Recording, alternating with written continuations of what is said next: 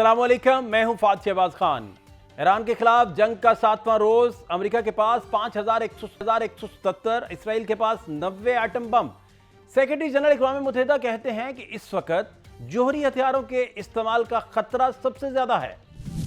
मशरिक़ वस्ता की जंग में मरने वालों की तादाद 1,333 हो गई। यूनिसेफ का 200 बच्चों की हलाक होने का इंकिशाफ। अमेरिका और इसराइल ने सेहत के 13 मराकज़ को निशाना बनाया। WHO।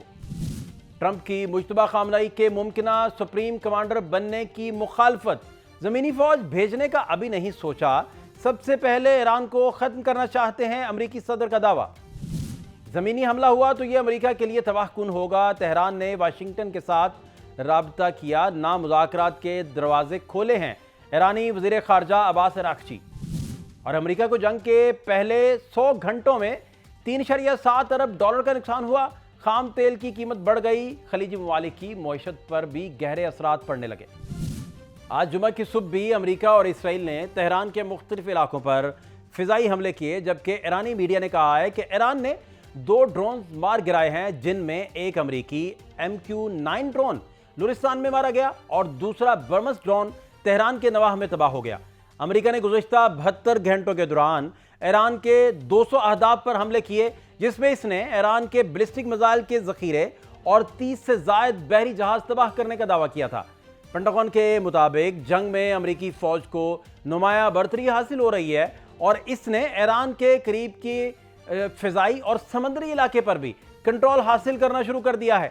जबकि अमेरिकी वज़ीर दिफा ने कहा है कि ईरान के खिलाफ जंग की शिद्दत और रफ्तार वाशिंगटन तय करेगा और इन हमलों में नुमाया इजाफा होने वाला है और ये जंग 2 माह से जायद अरसे तक भी जारी रह सकती है। उधर अमेरिका के सदर डोनाल्ड ट्रंप कुर्द मलेशिया को उकसा रहे हैं कि वो ईरान पर हमला करें और इसके अलावा उन्होंने मुश्तबा खामनई के मुमकिना सुप्रीम कमांडर बनने की मुखालफत की है। ट्रंप का कहना है कि ईरान की मिसाइल और ड्रोन सलाहियतों को ख़त्म किया जा रहा है। ज़मीनी फ़ौज भेजने का अभी नहीं सोचा, लेकिन सबसे पहले ईरान को ख़त्म करना चाहते हैं। दूसरी जानिब इसराइल के आर्मी चीफ का कहना है कि ईरान की बकिया क़यादत और फौजी सलाहियतों को जंग के अगले मरहले में ख़त्म कर दिया जाएगा और दुनिया सरप्राइज देखने के लिए तैयार रहे। और इसके अलावा इसराइल ने मस्जिद अक्सा को बंद करके आज वहां नमाज जुमा पढ़ने की इजाज़त नहीं दी। यूरोप के अहम मुल्क जर्मनी ने अमेरिका और इसराइल पर वाज़ेह किया है कि वो ईरान की हुकूमत गिराने या जंग का हिस्सा नहीं बनेगा। अलबत्ता बरतानिया ने 4 लड़ाका तैयारे कतर भेजने का ऐलान किया है। इसके अलावा कब्रस पर भी होने वाले हमले के बाद यूरोप इस दिफा के लिए मुतहर्रिक हो गया है। तुर्किया और आज़रबाईजान में भी गुज़श्ता दिनों हमले हुए। कब्रस में बरतानवी फौजी अड्डे पर 2 मार्च को होने वाले हमले से मुतल्लिक खुद बरतानिया ने कहा कि यह हमला ईरान ने नहीं किया। आज़रबाईजान पर भी हमले से मुतल्लिक भी ईरान ने तरदीद की, जबकि तुर्किया से मुतल्लिक भी तेहरान वाज़ेह कर चुका है कि वो तुर्किया की खुद मुख्तारी का एहतराम करता है। और इसके अलावा रियाद में अमरीकी सफारत खाने को निशाना बनाने से मुतल्लिक भी तेहरान ने वाज़ेह किया कि इसने इस हमले को नहीं किया। ऐसे में यह सवाल पैदा होता है कि जंग के दायरे को यूरोप तक फैलाने की कोशिश के पीछे कौन हो सकता है और किस किस को फ़ायदा हो सकता है। प्रोग्राम में इस पर भी बात करेंगे, लेकिन खुद अमेरिका के अंदर इस जंग के हवाले से शदीद तनकीद की जा रही है कि जंग अमेरिका के मुफाद में कैसे हो सकती है। अमेरिकी सेनेटर एलिज़ाबेथ वारन ने कहा है कि गुज़श्ता 40 साल में ट्रंप पहले सदर हैं जिससे इसराइल ने ईरान पर हमले करने पर आमादा किया। उनके नज़दीक नेतन्याहू और ट्रंप लोगों की तवज्जो एप्स्टीन फाइलों से हटाना चाहते थे। वाशिंगटन में कायम think tank centre for strategic and international studies ने भी कहा है कि ईरान के खिलाफ जंग के पहले 100 घंटों में अमेरिका को तकरीबन $3.7 अरब का नुकसान हुआ। ईरान का अपने दिफा में होने वाले जवाबी हमलों की बात करें तो ईरानी फौज ने जुमेरात को ऑपरेशन वादा सादिक 4 में इसराइल के खिलाफ खरबशर 4 स्ट्रेटेजिक बैलिस्टिक मिसाइल दागे। मिसाइलों ने तेल-अवीव के मरकज़ को निशाना बनाया, एयरपोर्ट और इसराइली फ़िज़ाइया के 27वें स्क्वाड्रन के अड्डे को निशाना बनाया। खरमशर मिसाइल 13 मीटर तवील और 30 टन वजनी है और 1 टन से ज़ायद धमाका खेज़ मवाद ले जाने की सलाहियत भी रखता है। मिसाइल के दागे जाने से हदफ तक पहुँचने का तकरीबन वक्त 10 से 12 मिनट रह जाता है, जो कई मिसाइल दिफाई निज़ामों के लिए मौसर रद्द-ए-अमल देना मुश्किल बना देता है। ईरान की पासदारान इनकलाब फोर्स ने कहा है कि तेहरान ने तवील जंग की तैयारी कर रखी है, दुश्मन को दर्दनाक ज़रबें लगाएंगे। ईरान के पास जदीद टेक्नोलॉजी और नए हथियार मौजूद हैं जिन्हें अभी बड़े पैमाने पर इस्तेमाल नहीं किया गया। जबकि ईरानी वज़ीर ख़ारजा अब्बास अराग़ची ने अमेरिका की जानिब से मुमकिना ज़मीनी हमले के जवाब में कहा है कि अगर ऐसी कोई कार्रवाई हुई तो ये अमेरिका के लिए तबाहकुन हो सकती है। उन्होंने जौहरी मुज़ाकरात के इम्कान को मुस्तरद करते हुए कहा कि यह भी वाज़ेह किया कि ईरान ने अमेरिका के साथ कोई राब्ता किया और ना मुज़ाकरात के दरवाजे खोले हैं। अमेरिकी नशरियाती इदारे CNN ने ईरान की जंगी कामयाबियों की तस्दीक करते हुए कहा है कि ईरान ने कतर, UAE और उर्दन में न सिर्फ अमेरिका के जदीद तरीन थॉट सिस्टम और रडार सिस्टम तबाह कर दिए। एक तरफ मशरक़ वस्ता की जंग बढ़ रही है और दूसरी तरफ इस जंग को रोकने के लिए चीन, रूस, ओमान और सऊदी अरब के हुक्काम टेलीफोनिक राब्ते कर रहे हैं ताकि हमलावर रियासतों को मजीद जारियत से रोका जा सके। अक़वाम मुत्तहिदा के सेक्रेटरी जनरल ने सूरत हाल पर तशवीश का इजहार करते हुए कहा है कि इस वक्त जोहरी हथियारों के इस्तेमाल का खतरा दहाइयों से भी ज्यादा है। RT उर्दू की एक रिपोर्ट के मुताबिक दुनिया में इस वक्त सबसे ज्यादा जोहरी हथियार रूस के पास हैं, जिनकी तादाद 5460 है। इसके बाद अमेरिका के पास 5177, चीन के पास 600, फ्रांस के पास 290, बरतानिया के पास 225, भारत के पास 180 और पाकिस्तान के पास 170 हैं। इसके अलावा इसराइल जो डिक्लेयर्ड न्यूक्लियर स्टेट नहीं है लेकिन इसके पास 90 एटम बम हैं। ऐसे में मशरक़ वस्ता के लिए ईरान ज़्यादा खतरा है या वो मुल्क जिनके पास जोहरी हथियार हैं। इसके बावजूद वो एक और जोहरी मुल्क अमेरिका के साथ मिलकर ईरान पर हमलावर होता है जिसके पास जोहरी हथियार नहीं और ना ही वो बना रहा था। दूसरी जानिब ट्रंप ईरान पर हमले के लिए जवाब में कभी जोहरी फैलाओ और ईरानी मिसाइलों की रोकथाम तो कभी मुजाहिरीन का तहफ़्फ़ुज़ और रजीम चेंज की तोजीह पेश कर रहे हैं। अक़वाम मुत्तहिदा के मुताबिक मशरक़ वस्ता तनाज़े की वजह से 3,30,000 से ज़ायद अफराद घर बार छोड़ने पर मजबूर हुए हैं और ईरान में यह तादाद 1 लाख, लेबनान में 84,000 बताई जा रही है। मशरक़ वस्ता की जंग में अब तक 1,333 अफराद हलाक हो चुके, जिनमें 1,230 सिर्फ ईरानी हैं, जबकि ईरान 500 अमरीकी फ़ौजियों को हलाक करने का दावा कर रहा है। इसराइल में 11 अफराद हलाक हुए। बच्चों के हकूक़ के लिए काम करने वाली UN के इदारे यूनिसेफ ने कहा है कि अमेरिका और इसराइल जंग के बायस मशरक़ वस्ता में तकरीबन 200 बच्चे जान की बाजी हार गए और एक तहकीकाती रिपोर्ट के मुताबिक 9/11 के बाद सदर बुश, ओबामा, बाइडन और ट्रंप अदवार में अमेरिका ने 3 बाज़ाब्ता जंगें लड़ी और 10 ममालिक Afghanistan, Iraq, Yemen, Pakistan, Somalia, Libya, शाम, वेनेजुएला, नाइजीरिया और ईरान पर फ़िज़ाई हमले किए। इस वक्त हमारे साथ जी जॉन हुसैन साहब तेहरान से मौजूद हैं और जर्नलिस्ट हैं और उधर इस वक्त आपको पता है कंडीशन क्या है हालत जंग की और वहाँ से वो अपडेट भी कर रहे हैं, लाइव बता भी रहे हैं सारा कुछ। जॉन हुसैन साहब बहुत शुक्रिया, उम्मीद रखते हैं कि आप खैरियत से हैं। अब तक की क्या अपडेट है और आज 7वां रोज़ है, अब तक क्या क्या आप देख चुके, बाकी बहुत सारी चीज़ें फिर आपसे मजीद भी जानना है जॉन भाई। अस्सलाम वालेकुम फात भाई, बहुत बहुत शुक्रिया मुझे इनवाइट करने के लिए। देखें, आज 21वीं वेव ईरान ने लॉन्च कर दी है। इजराइल और अमेरिका के जो यहाँ एप्स्टीन के दोस्त बैठे हुए हैं उन सब के ऊपर, और उसके साथ साथ जो इंफ्रास्ट्रक्चर डैमेज हुआ है वो तो आपके सामने है। 105 से ज़्यादा सिविलियन इंफ्रास्ट्रक्चर को डैमेज किया गया है, जिसमें 21 हॉस्पिटल्स हैं। फायर डिपोज तक के ऊपर इन्होंने अटैक किया है, मेट्रो स्टेशन के ऊपर इन्होंने अटैक किया है और स्क्वायर्स के ऊपर भी इन्होंने बम गिराए हैं। लेकिन साथ ही साथ मैं आपको बताना चाहूंगा, मेरे नज़र से जो हालात अभी चल रहे हैं वो ये चल रहे हैं कि ईरान की इंटरसेप्शन भी काम कर रही है, ईरान मिसाइलें भी लॉन्च कर रहा है, ईरान की नेवी जो है वो स्ट्रेट ऑफ हॉर्मुज़ को बंद करके भी बैठी हुई है। तो अमेरिका के जो क्लेम्स हैं कि हमने एयर सुपीरियोरिटी ले ली है और हमने नेवी को तबाह कर दिया है, 5 दिन से एक तेल की बूंद वहां से नहीं गुजरने दी इन्होंने, और रॉकेट पे रॉकेट ये दागे जा रहे हैं मेरी आंखों के सामने। अब तो मैं कवर भी आपको मतलब कितना ही दिखा दूंगा मैं लोगों को। तो मुझे नहीं लगता कि अभी ये जो है कि कोई, मुझे लग रहा है गेम पलट गई है, पासा पलट गया अमेरिका के लिए। अच्छा जॉन, ये जब आप ये बात कह रहे हैं कि वहाँ से एक बूंद, जारी बात है नहीं जा सकी, कितना अरसा तक ईरान की ये कैपेसिटी है कि वो इस सारी चीज़ों को कैरी रख सकता है? अगर ये जंग फ़र्ज़ करें, ये उस सूरत ही सवाल होगा ना कि अगर ये जंग तवील होती जाए तो देन बंदा क्वेश्चन करेगा कि कितनी कैपेसिटी मजीद मौजूद है, क्या सूरत हाल है। तो इसलिए मैं जानना चाह रहा हूँ कि एक तरफ वो इसराइल और अमेरिका के हमलों को भी जो है वो बर्दाश्त करता जाए और उन्हें जवाब भी देता जाए, रिटेलिएट भी करता जाए, दूसरा स्टेट ऑफ हॉर्मुज़ जो है उसे भी वहाँ उसे भी मैनेज रखे, इसी तरीके से अपना कब्जा भी बरकरार रखे। कितना अरसा आप देख रहे हैं ये सारा?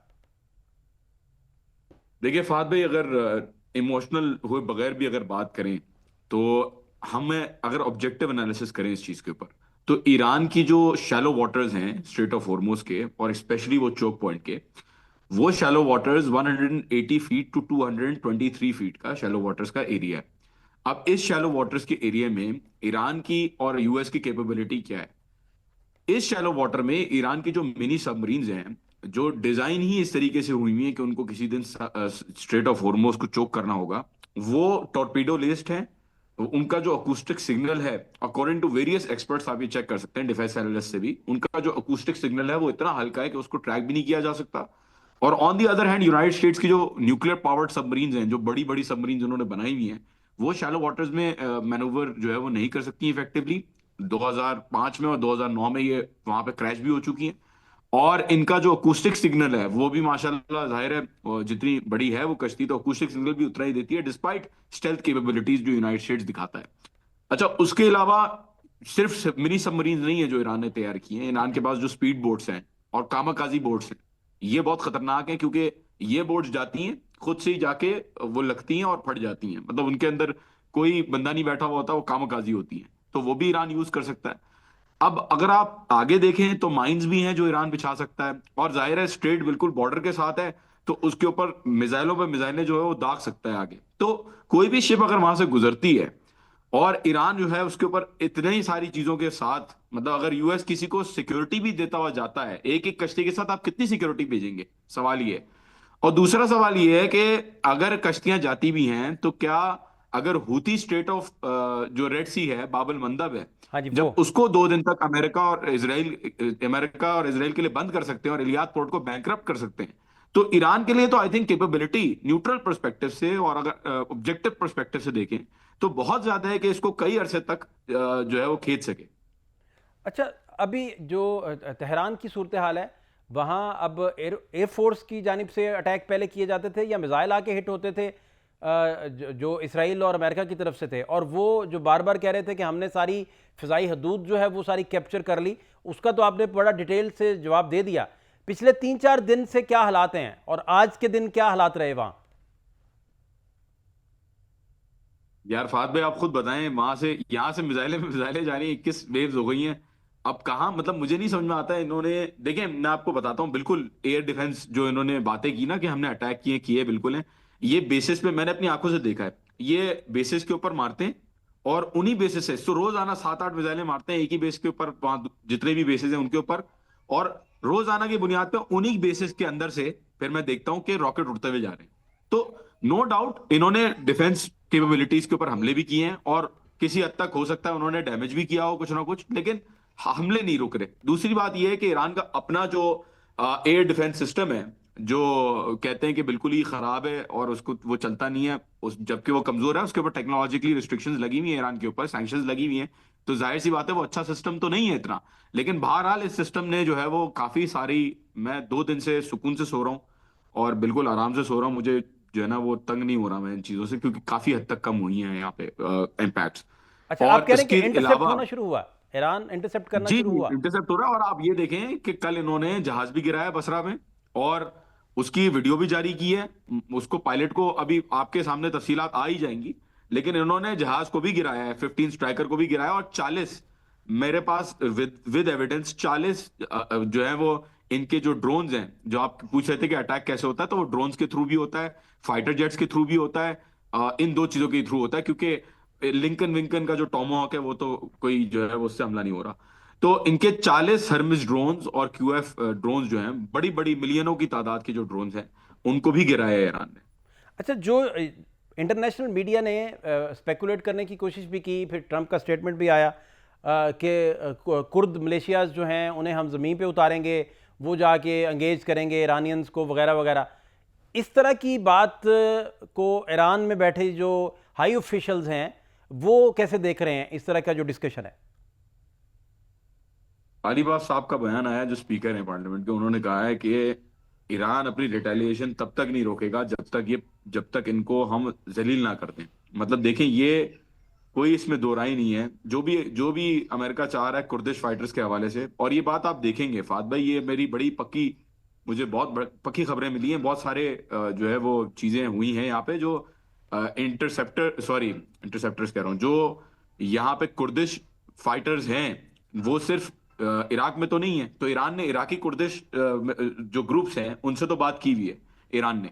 लेकिन दूसरे एरियाज में जो कुर्दिश जो कोलिशन की जो फोर्सेस हैं और जो स्कैटर्ड ग्रुप्स हैं, वो अभी भी अवेलेबल हैं, और वो सीआईए और मोसाद ने उनको आर्म किया हुआ, they are arm to the teeth. और ईरान के अंदर अपने जो सेपरेटिस्ट ग्रुप्स हैं वो भी एग्जिस्ट करते हैं, और ये सेपरेटिस्ट ग्रुप्स को भेजा जा रहा है डिफरेंट जगहों पे, और अर्बन एरियाज के अंदर अभी बिठाया जा रहा है, ताकि इनको बाहर निकाला जाए और इनके थ्रू जो है वो बमबारी और जो गोलियां और बारूद है सड़कों के अंदर, वो उसके अंदर इंतशार फैलाया जाए। मुजाहिदीन खल्क के लोग भी ये इस्तेमाल करेंगे, और जितना टेररिस्ट इंफ्रास्ट्रक्चर वो अपना यूज कर सकते हैं अभी इसराइल और अमेरिका, वो ये यूज करेंगे, और सड़कों पे आपको नजर आएगा कि लोग आके बाहर जो है वो गोलियां चला रहे होंगे। ऐसा आई थिंक होगा, बड़ी लाइकलीहुड है, लेकिन जवाब भी फिर उसी हिसाब से मिलेगा।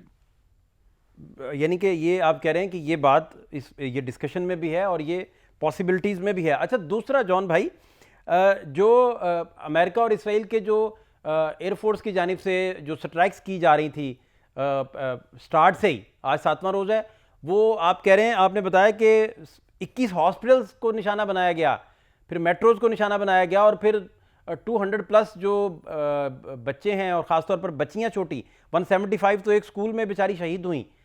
तो ये इसके पीछे फिर क्या पर्पज़ है? आप जब एलीट को निशाना बना लिया, आप ये सारा करके, तो फिर इंसानी हकूक़ के चैंपियन बन के आप कह रहे हैं कि अवार्ड भी आपको मिले सारे, लेकिन ये क्या बात उधर के 175 बच्चियों को स्कूल को हिट करने की क्या वजह इधर देखते हैं आप लोग?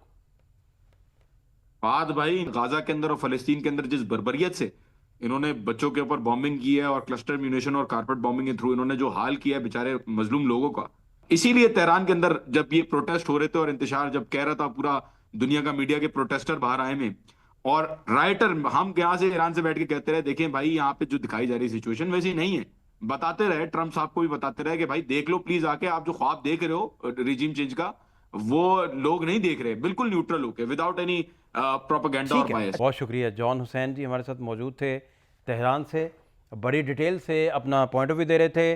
प्रोग्राम में एक ब्रेक शामिल करेंगे, हमारे साथ रहिए।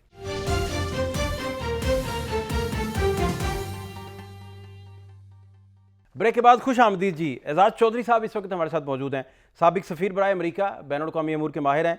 चौधरी साहब सर, बहुत शुक्रिया वक्त देने के लिए। चौधरी साहब, एक तो दुनिया भर के जरीदे, उसमें इकोनॉमिस्ट से लेकर जितने भी जरीदे बात कर रहे हैं, वो मोस्टली कह रहे हैं, सबा टाइम्स भी अगर तुर्की की बात करें तो वो भी लिख रहा है कि भाई ये वो ऐसी जंग है जिसका कोई गोल नहीं, कोई अचीवमेंट नहीं, ऐसी जंग जो स्ट्रेटजी के बिल्कुल विदाउट है।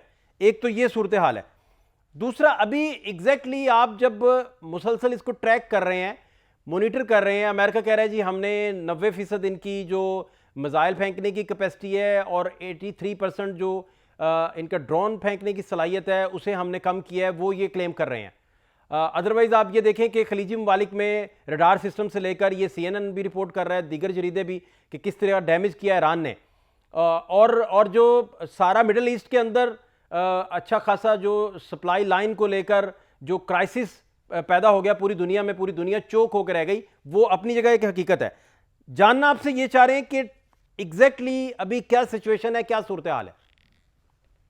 जी शुक्रिया फाद साहब। सर, ये गोल तो पता है जी, ऑब्जेक्टिव तो पता है, स्ट्रेटजी जो है वो उसके बारे में आप कह सकते हैं। गोल तो बड़ा सिंपल था। गोल ये था कि अमेरिका ये चाहता था, क्योंकि इसराइल चाहता था कि इसराइल की के ईरान की हुकूमत गिरा दी जाए। राइट। ये है मेन, ताकि इसराइल के जो बड़े बड़े अजाइम हैं कि वो इस पूरे खित्ते का की बालादस्त कुव्वत बन जाए, हेजमॉन बन जाए, और वो एक्सपैंड करते करते सऊदी अरेबिया के नॉर्थ तक और इराक के यूफ्रेटिस तक आ जाए। ये इसके राह में ईरान मज़ाहमत थी, एक रुकावट थी, तो जिसको दूर करना जरूरी। तो गोल में कोई शक नहीं है उनके। ये न्यूक्लियर वाला तो सारा बहाना था साहब, वरना न्यूक्लियर डील तो बहुत पहले हो चुकी थी। ये स्ट्रेटजी का आप जरूर कह सकते हैं कि इसमें अमेरिका का ये ख्याल था कि हम तो 3-4 दिन में वेनेजुएला स्टाइल में इनको गिरा देंगे, क्योंकि लोग इनके खिलाफ हैं, प्रोटेस्ट हो रहे हैं, ये कमजोर पड़ चुके हैं, 40 साल की सैंक्शंस हैं, ये तो बिल्कुल ताश के पत्तों की तरह एकदम से गिर जाएंगे। वो तो हुआ नहीं। राइट। ठीक है जी, अब इनके पास एग्जिट स्ट्रेटजी भी कोई नहीं है, क्योंकि ईरान तो मुसलसल खड़ा है और नुकसान भी पहुंचा रहा है, और जो कॉस्ट है वो खित्ते के ममालिक के लिए भी बढ़ रही है, अमेरिका के लिए भी बढ़ रही है, और पूरी आलमी मईशत के लिए भी बढ़ रही है। ये मैं बयान करूं आपको कि अमेरिका के लिए इस तरह बढ़ रही है कि अमेरिका के अंदर अब लोग बेसब्रे हो रहे हैं, वो जानना चाह रहे हैं कि जनाब आपका मकसद था क्या। आप तो हमें न्यूक्लियर डील कहते फिरते थे, पर अब आप पता नहीं जंग में पड़ गए। आप तो हमें कहते थे कि जंगें नहीं लड़ेंगे, अब आप जंगें लड़ने लग गए हैं। तो गोया अमेरिका के लिए इस वक्त वक्त कम है, और वो अभी लोगों को हौसला दे रहे हैं कि हमने ये सब कुछ कर लिया है, लेकिन मेरे ख्याल में इसमें शक है। अलबत्ता बाकी जगहों पर कीमत जो है वो सबको चुकानी पड़ रही है इस कॉन्फ्लिक्ट की। तो गोल तो मौजूद है जी, स्ट्रेटजी मेरे ख्याल में नहीं है जी। पुअर स्ट्रेटजी, बिल्कुल सही फरमाना। अच्छा, दूसरा चौधरी साहब, ये यूनिसेफ ने रिपोर्ट किया और उन्होंने कहा कि अब तक जो है वहाँ 200 बच्चे जो हैं वो शहीद हो चुके, और तकरीबन बड़ी तादाद में स्कूल हिट किए गए, बड़ी तादाद में हॉस्पिटल्स जो हैं वो हिट किए गए। तो ये अब जब इनके पास, जब अलीट आपकी जो है वो पहले पहले फेज़ में सारी वहाँ की शहीद हो गई, तो इनका जो इन्होंने समझा था वो पूरा पर्पज़ ही ना हो सका, और वहाँ से आउटकम ही कोई ना निकल सका। तो उसके बाद अब फिर ये बच्चों को मारने और हॉस्पिटल्स को हिट करने और स्कूलों को हिट करने, ये सिलसिला तो हम गज़ा में सर बड़े पैमाने पर देख चुके। कोई ऐसी सूरत हाल जिसमें आप समझें कि ऐसा प्रेशर जिससे इन्हें बैकफुट पे जाना पड़े और ये चीज़ें नॉर्मलाइज हो सके, या अभी आप कुछ अरसा इससे चलता देखेंगे? जी शुक्रिया। इसमें तो कोई शक नहीं कि ये वो मुल्क हैं, अमेरिका और यूरोप, जो पूरी दुनिया को पिछले 70-80 साल से लेक्चर दे रहे थे कि जनाब बशरी हकूक की हिफाजत करें, आज ये क्राइम्स अगेंस्ट ह्यूमैनिटी ना करें। और अब आप एक स्कूल में खाली 175 नन्ही बच्चियों को हलाक कर देते हैं, और आपका ज़मीर लान तान नहीं करता है आपके ऊपर। आप अस्पतालों में जो मरीज बैठे हुए हैं जिनका कोई लेना देना नहीं इस जंग के साथ, आप उन अस्पतालों को मार रहे हैं। तो मैं समझता हूँ कि ये इंसानियत का एक बड़ा ही मकरू सा चेहरा दिखा रहे हैं। ये बड़ी शर्म की बात होनी चाहिए। ये जो लेक्चर देते थे हमें, आज ये देखें ये किस किस्म की इनकी असलियत क्या है। लेकिन ये भी आप देख लें कि क्या ईरान जो है उसके पास इतनी इस्तात है कि वो एक ही वक्त में अमेरिका, इसराइल, खलीजी रियासतें और अपनाए हुर्मुज को टेक ऑन कर सके। ये असल सवाल है। अभी तक तो ईरानी बड़े पूरे एतमाद नजर आ रहे हैं। ऐसा लगता है कि शायद उनके पास अभी बड़ा जबरदस्त जखीरा हो, कुछ ये भी वो जखीरा दो अस्करी साजो सामान का। ये भी तासुर वो दे रहे हैं कि उनकी एक पूरी स्ट्रेटजी है कि भाई पहले वो उन्होंने रडार्स और डिफेंस के जितने इक्विपमेंट हैं वो ख़त्म किए हैं, ताकि जब इनके मिसाइल बड़े वाले और महंगे वाले और हाइपरसोनिक मिसाइल आएंगे तो उनको रोकना मुश्किल होगा। ये तो हमने ज़रूर देखा है कि वाकई इन्होंने रडार्स को ख़त्म किया है। हम कतर में एक बहुत बड़ा रडार ख़त्म किया है। हमने ये भी देखा है कि इनकी एक्यूरेसी बहुत ज़्यादा है। वहाँ पे अमेरिका की जो थी एम्बेसी के हाथे में जाके गिरा, वो मैंने सुना है कि वो बाइदाओ है चाइना का, जो ग्लोबल सैटेलाइट नेविगेशन सिस्टम है, वो सुना है बहुत एक्यूरेट है, 1 मीटर तक की उसकी एक्यूरेसी है। वो शायद यूज़ कर रहे हैं। अगर तो इनके पास वो जखीरा है और चाइना का सिस्टम इनके पास मौजूद है, तो मैं समझता हूँ कि अमेरिका के लिए इनको हराना इतना आसान नहीं होगा। गोया जंग जो है वो तूल पकड़ेगी और कम से कम 3-4 हफ्ते तक तो जरूर चलेगी, और उसके बाद फिर ये लोग देखेंगे कि क्या ये कॉस्ट जो है वो बर्दाश्त करने के काबिल है। क्योंकि जो सबसे ज्यादा जो मैं समझता हूँ दबाव आएगा वो खलीजी रियासतों से आएगा, जिनको अमेरिका ने ये अड्डे कह कर दिए थे, बनाए थे वहां पे, क्या ये आपकी हिफाजत करेंगे, ये आपकी इंश्योरेंस पॉलिसी है, ये आपके लिए सिक्योरिटी गारंटी है, ये आपके लिए सिक्योरिटी अम्ब्रेला है। लेकिन क्या हुआ, वो वो अड्डे तो बाकायदा उनकी वल्नरेबिलिटी बन गए। गोया उनकी वजह से ईरान की तरफ से अटैक आ गए। वहां पे वल्नर ना होते अड्डे तो शायद ईरान उन पे हमला ही ना करता। तो गोया ये भी एक नई सोच अब आएगी। और चूंकि इनको बड़ी परेशानी हो रही है गल्फ की रियासतों को, खुसूसन यूएई में हजारों लाखों उनके मुसाफरीन वहां रुके हुए हैं, उनके लिए बिल्कुल, तो ग़िज़ा का ज़ख़ीरा भी जो है शायद रुक जाए अबनाए हुर्मुज़ की वजह से। तो चुनांचे ये दबाव डालेंगे, क्योंकि इनका थ्रेशोल्ड ऑफ पेन बड़ा लो है, ये डालेंगे अमेरिका पे। तो मुझे लगता है कि 3-4 हफ्ते तक ये शायद जंग चले। कुछ लोग कह रहे हैं बहुत लंबी चलेगी, मेरा अपना ख्याल है कि उससे ज़्यादा नहीं चलेगी, और अमेरिका को समझ आ जाएगी कि रोकनी पड़ेगी जंग। और आपके जी, ख्याल में ये 3-4 हफ्ते ईरान सरवाइव कर सकता है मजीद? ये मुझे देखें, ये तो किसी को नहीं पता ना जी। तो ईरान ने अभी तक तो ये दिखाया है कि उनकी आला क़यादत जाने के बावजूद उनके निज़ाम मौजूद हैं, और उनके खिलाफ कोई किसी किस्म की अवामी तहरीक नहीं उठी। और वो जिस यानी एतमाद का मुजाहरा कर रहे हैं, उससे तो ये लगता है कि उनके पास आगे और बहुत सारे मिसाइल और ड्रोन्स मौजूद हैं। तो शायद वो, मेरे ख्याल में, ये 4 हफ्ते मुकाबला कर लेगा। बल्कि लग रहा है कि ईरान चाहता है कि ये तूल पकड़े, और उसको, उसमें वो एग्जॉस्ट करें अमेरिका को और इसराइल को और गल्फ रियासतों को। और आप बेसिकली कह रहे हैं कि ये जो मिडिल ईस्ट के ममालिक हैं, यही फिर जिसमें सऊदी अरेबिया से लेकर दुबई और दीगर सारे, ये सारे भी बड़ा रोल प्ले कर सकते हैं बैकफुट पे ले जाने में ट्रंप इंतज़ामिया को, कि नॉर्मलाइज करें, आपने हमारा सारा रीजन जो है उसे तबाह करके रख दिया है इन टर्म्स के। वहाँ इन्वेस्टमेंट को बहुत बहुत बड़ा नुकसान पहुँचा, वहाँ टूरिज़्म को बहुत बड़ा नुकसान पहुँचा, बैटल सारी जो थी वो सारी मैदान जंग बन गया सारा खिता। तो इस वजह से लेकर आप समझते हैं कि ये भी एक रोल प्ले कर सकते हैं कि भाई बैकफुट पे ट्रंप को जाना पड़े? बिल्कुल कर सकते हैं। मैं सिर्फ ये कहूंगा कि ईरान बेहतर होता कि सऊदी अरब पे हमला ना करता। मैं उसकी वजह आपको बताता हूँ। उसकी वजह यह है कि सऊदी अरब ने बड़ी देर पहले जान लिया था कि हमारा असल दुश्मन ईरान नहीं है, बल्कि इसराइल है। क्योंकि वो अपने ग्रेटर इसराइल के चक्कर में सऊदी अरब तक की जमीन हड़प करना चाहता था। तो उन्होंने चीन की मदद से ईरान के साथ रेपरोशमा कर लिया था, सुलह सफाई कर ली थी। अब ऐसे में अगर दोनों काम होने चाहिए थे ना, ये ना सऊदी अरब अमेरिका के किसी अड्डे को या अपनी सरजमीन को ईरान के खिलाफ इस्तेमाल होने दे, और ना ही ईरान उनके ऊपर हमला करे। बाकी खलीज रियासतों का मैं नहीं कह सकता, लेकिन ये कम से कम वो कर देते तो उनके लिए शायद बेहतर होता। और अभी पाकिस्तान ने कोशिश की है कि इन दोनों के दरमियान ये मुआहदा हो जाए कि भाई इस किस्म का एक दूसरे पे हमला ना करें, ना सरजमीन एक दूसरे के खिलाफ इस्तेमाल करें। अगर ये हो जाए तो ठीक है, लेकिन बाकी खलीजी रियासतों का मेरे ख्याल में काफ़ी दबाव अमेरिका पे पड़ेगा। जी, बहुत शुक्रिया एजाज चौधरी साहब जी, साबिक सफ़ीर बराए अमेरिका। बड़ी डिटेल से अपना पॉइंट ऑफ व्यू दे रहे थे। प्रोग्राम में शॉर्ट ब्रेक एक शामिल करेंगे, हमारे साथ रहिए।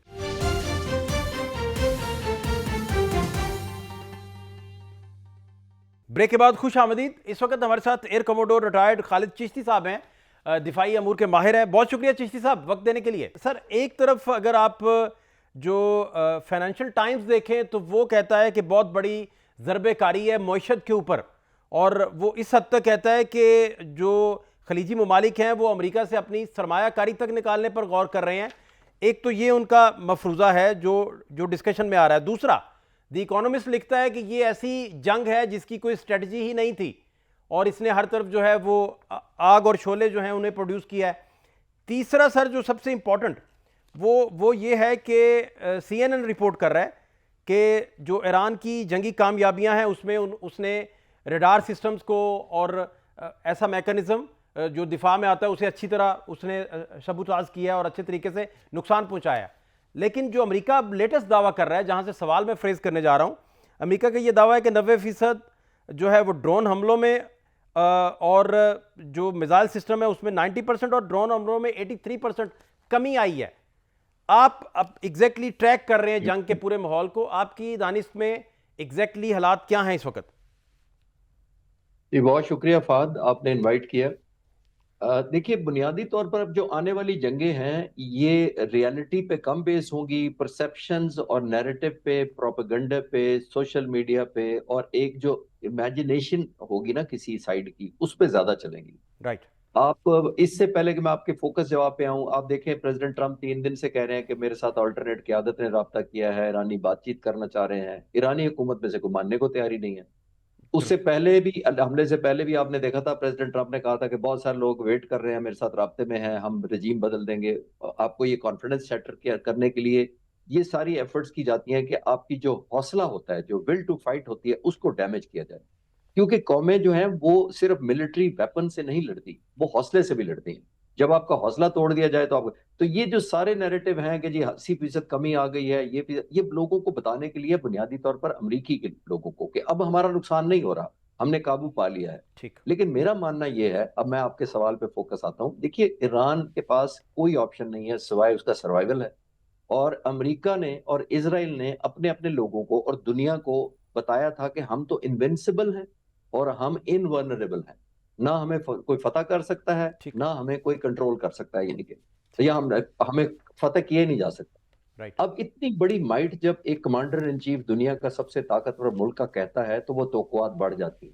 और आपके पास ज़ाहिर है मिलिट्री माइट भी है। उन्होंने अब दिखाना है कि मैंने ये वॉर ट्रॉफी लेके जीती है, मैंने सबक सिखा दिया है, ये मैंने रिजीम चेंज कर दी, मेजरेबल टर्म में दिखाना है उन्होंने अपने लोगों को। खास तौर पर ईरान ने क्या करना है? ईरान ने कुछ नहीं करना है। ईरान ने ना विक्ट्री क्लेम की थी, ना उसने कोई सरजमीन कब्जा करनी है, ना उसने कोई रीजनल हेजमनी करनी है, ना उनके डोमिनेंस दिखानी है उसने किसी इलाके पर। उसने एक चीज करनी है, वो करना है सर्वाइव।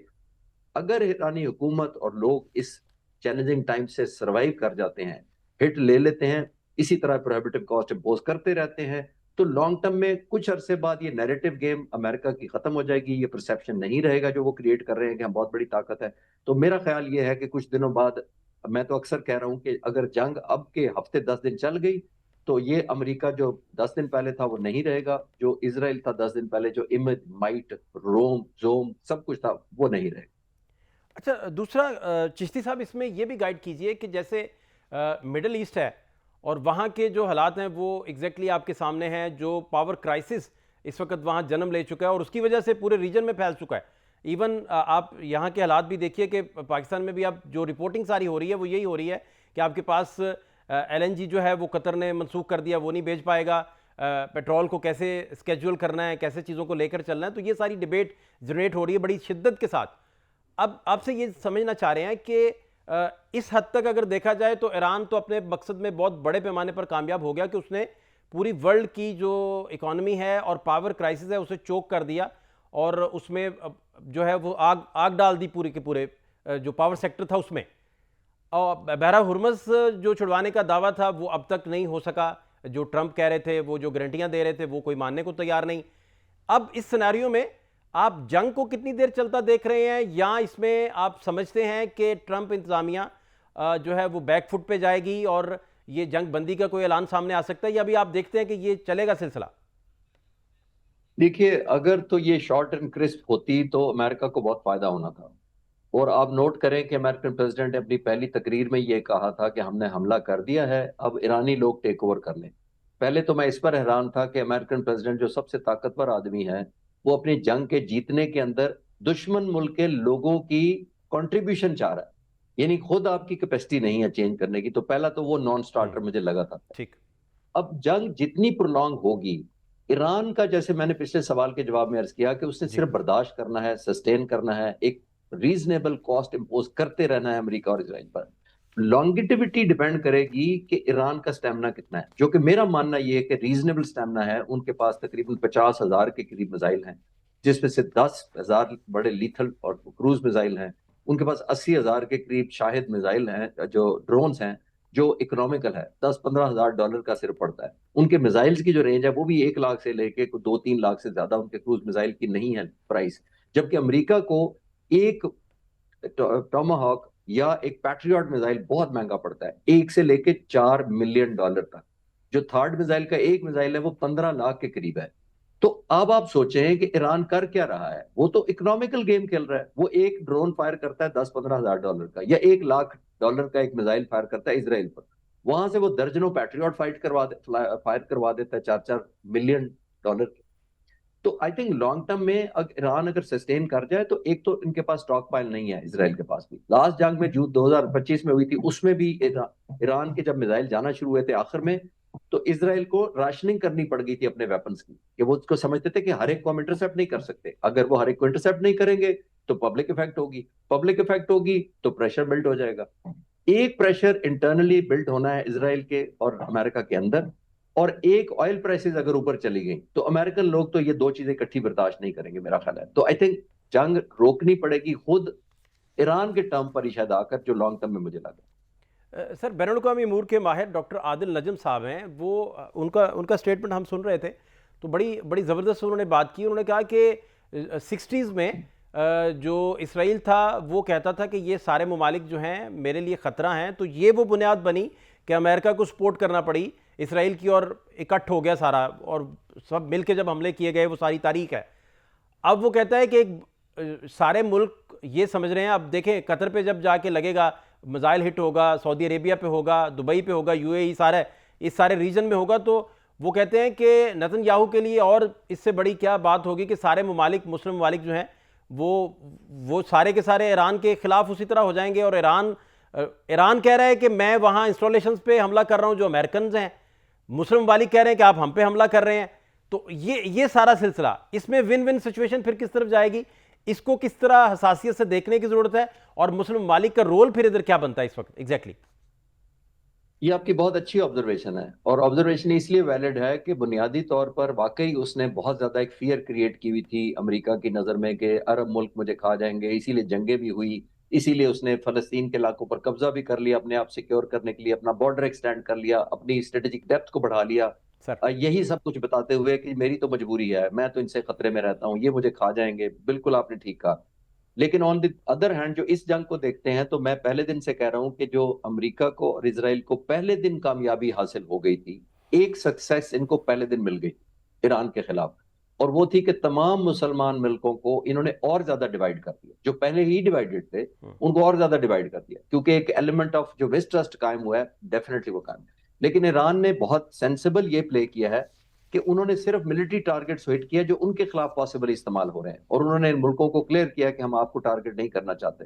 और ये दूसरे मुल्क जो हमारे जो इफेक्ट हो रहे हैं, जिनको फायर किया गया, कतर है, यूएई है, सऊदी अरब है, इन्होंने भी बहुत सेंसिबल प्ले किया। मैं अप्रिशिएट ये करना चाहूंगा कि इन्होंने उस तरह रिटेलिएट नहीं किया, क्योंकि अगर ये अटैक कर दें अपने वेपन्स के साथ, तो ईरान के पास एक और लेजिटिमेट रीजन आ जाएगी कि इन लोगों ने मुझे हमला किया है तो मैंने इन पर हमला करना है, तो उस पर नेतन्याहू और सेलिब्रेट करेगा। तो आई थिंक दोनों तरफ से बहुत मेच्योरिटी प्ले की गई है।